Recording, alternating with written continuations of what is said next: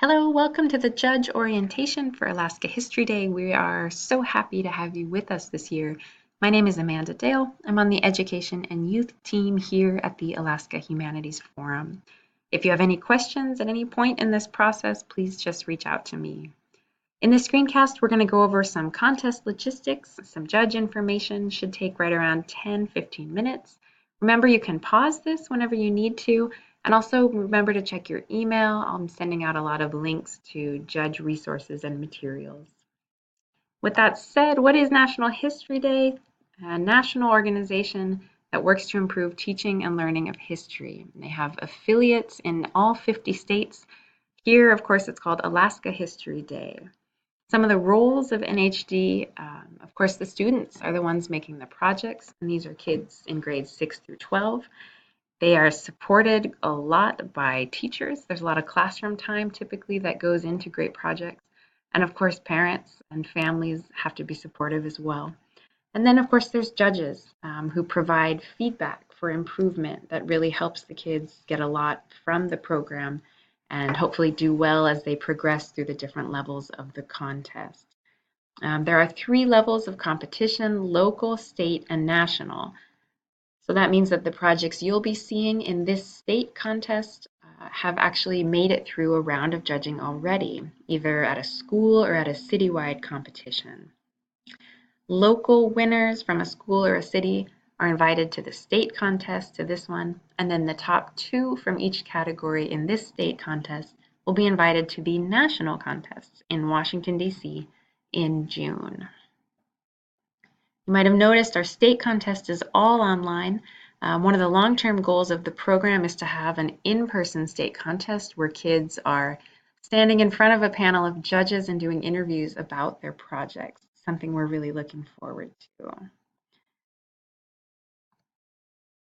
Again, some information about Alaska State Contest. The goal overall, and we'll come back to this toward the end, but the goal is project improvement. And so judges should always be giving feedback from the perspective of how could this project be better? What could they do to make it better? On the right here is a photo of Gwendolyn McLean from Anchorage. She is a junior performance winner from last year. There's a link in your email to a video about her project, and this is a really nice introduction to the program overall. If you haven't seen it already, it's just a couple of minutes and I highly recommend it. The state contest timeline is pretty simple right now. You are preparing probably by watching this screencast. You may also look through some of the materials that are linked in the email that are provided by the national organization. On March 23rd, you're going to get an email from me that has a group of entries for you to judge and also the rubric forms that you use to evaluate them. You have until March 30th to evaluate and to return those forms to me. And then after the contest, you definitely want to keep tabs on how it's going. There's a History Day Facebook page, or through the forums Facebook page are really easy ways to do that. Alaska kids have gone on to win some pretty special prizes at nationals. Last year, they presented a film at one of the Smithsonian museums. So this is a nice thing to keep tabs on long after the state contest is finished. Again, to reiterate, your preparation, there isn't really much, to be honest, but go through this presentation and then look at some judge materials like rubrics, sample projects, and so on. And of course, at any time, ask questions if you have them. You are also welcome to wait until you've gotten your entries and you know what category you're going to be judging before you start looking at samples. That can be a really good strategy because there's a lot of material out there to guide judges, and it won't all apply to you because you'll only be working in 1 or 2 of the categories. Yeah, so it's fine to wait with that until the actual contest begins on the 23rd. And when you gave us your time estimate of available hours, we did factor in this kind of prep time that you would need to learn a bit about how to judge. So that is a factor, that we keep track of along with your time. Categories, we honor preferences as much as we are able. Some categories are really popular and some are not. So we have to find judges for all of them. But as much as we can, we'll try and honor the preferences. Each project is reviewed by 3 judges, and just in case there was a situation where there's no clear top 2, out of a group of entries, then we'll ask the judges to contact each other directly. I'll just give you a call and ask you guys to get in touch in whatever way is easiest for you. The top two are important because those are the ones who are invited on to nationals in DC. So it's important that we make sure there's a clear top two in each round.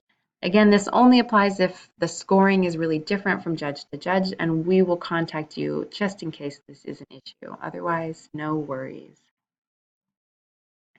Okay, moving into judging. The main idea is to come from a place of helping students improve, encouraging them to keep trying. Some key words are fair, helpful, and positive. One coordinator has told me, don't make them cry, but don't buy into the cuteness, right? So we're trying to strike a little bit of a balance. Long story short, feedback is super important for all of the entries. The best ones going on to DC are able to revise their projects between now and June, so they can revise based on the feedback you give them. Projects that are not going on to nationals, this is still a huge learning process, right? And we want to help connect them to history, encourage them to keep going with this, maybe try again next year. So for all of the entries, this is important. The coordinator in Fairbanks, Maida Buckley, says not every entry is a winner, but every entry deserves our attention. The project categories, if you haven't seen them already: film, performance, website, paper, exhibit. These can be done individually, or students can do them in groups. There's also two divisions. So junior is grades 6 through 8, and senior is grades 9 through 12. Again, when you get your specific group of entries that you'll be judging, I'll include some links to judging materials that are category specific in that email. So you should have everything you need there to judge, to the best of your ability. If you feel unclear or you have questions once you get your projects, please just give me a call or send me an email. Okay, so what goes into each entry? There's the project, of course, and then there's a process paper. The process paper is really important. It describes how they did the research and made the project, where their idea came from, and it's also here that they have to tie their topic to a theme. There is a theme every year, yes, that the national organization sets. This year it's conflict and compromise in history. There's also an annotated bibliography where they cite their sources, but then they also talk about how and why they used them. The national organization does set standards for citations and formatting. The kids know all of this when they make the projects. You don't need to worry about it so much. If you love citations and you love proofreading, you are very welcome to go nuts, but you are not expected to. Your role isn't as a fact checker. You don't need to be Googling dates. You don't need to check that commas are in the right spot, anything like that. Really, what's important is if you find something that's so big that it takes away from your ability to understand the information, or something that seems to hurt, the project's overall effectiveness, then it's important to note that. But these little things that are, part of the text or simply a mistype, that's not something you need to be looking out for unless, again, you really want to. The most, important idea is teaching kids to successfully communicate complex historical topics to a wider audience that should include a lot of different kinds of people. So if it's hard for you to understand, that's fine to note that and to suggest how they might be able to improve. Some judging basics, again, focus on improvement rather than feeling like you're just assigning a final grade. Also try and be fair, helpful, positive, and detailed. We'll come back to detailed in a couple of slides. Again, don't worry so much about specific fact checking. Do let the rubric be your guide. You're welcome to look at the rubrics already. There's a link in your email, or wait until you get your entries and look at the rubric specific to that category. Same goes for the NAHD's judge resources and contest handbook. Those will give you really detailed info. And again, just ask a question as necessary. Some sample comments, 2 yeses and a no's.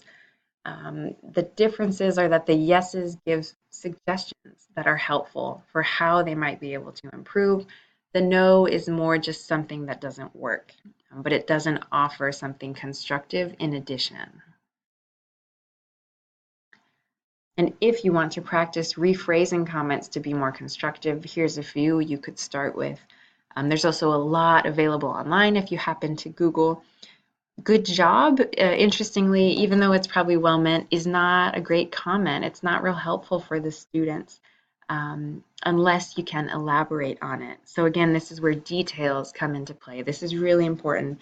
If you can add on, good job with the style choices of your website, right? The color and the font was a good match for the tone of your topic. Another example, maybe good job finding primary sources. I can see they came from a variety of places that you looked for things in town and also online, something like that. The more details, the better. These comments maybe sound kind of abstract without a project in front of you, but you'll know when you look at a project what works and what doesn't. And as you write your comments, just keep asking yourself, is this helpful for the student? All right, we're almost done, guys. The last part is the judging criteria. This is the overall umbrella criteria. What it looks like for each specific category is in more detail on the rubrics. So you'll be able to see as you're judging how these 3 things actually apply to your specific projects, okay? But this is just an overview to give you an idea already now. 60% is historical quality. Are they able to analyze, interpret facts? Does it have a thesis? Does it give a lot of context and perspective? Does it use primary and secondary sources? Does it consider multiple viewpoints? 20% is relation to the theme. Is it connected to conflict and compromise in history? The number one question from students this year, does the topic have to deal with both conflict and compromise? No. One is okay. Also, does it show why the topic they chose is important? It's not that they need to choose something very famous, but if they don't, they need to tie it into a broader movement or trend or event. Trying to answer this question, so what? Why is this important? And then the last part is clarity of presentation. Is it clear, organized, well done? This is where creativity also comes into play. How they use images or music or costumes, for example. All right. Any questions? Please just come back to me. Again, my name is Amanda Dale. And thank you so much. We hope that you'll enjoy looking at these projects, seeing some of the great work Alaskan kids can do.